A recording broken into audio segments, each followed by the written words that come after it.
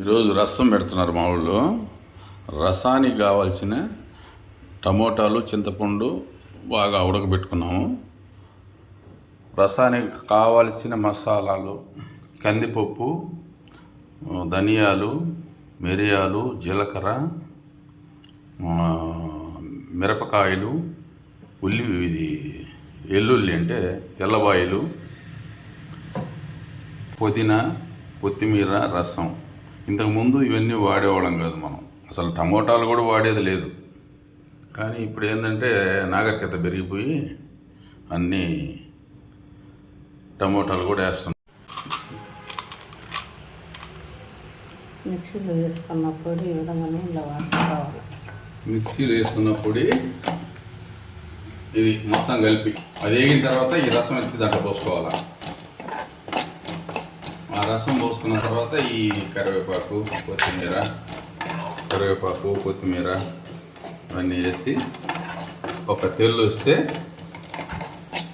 నీచేయడమే కదా. అంతేనా? ఓకే.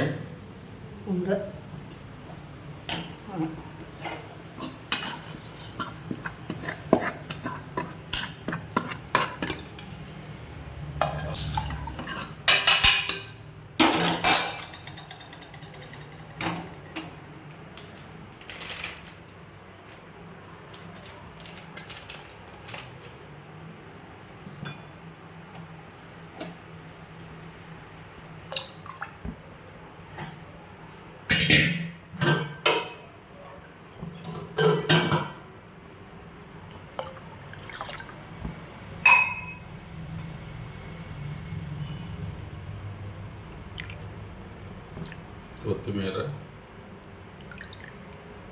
కరివేపాకు, పుదీనా,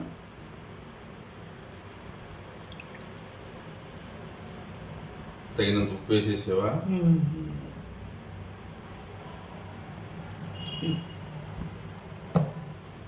బాగా తెల్లిన తర్వాత తెచ్చుకోవాలి.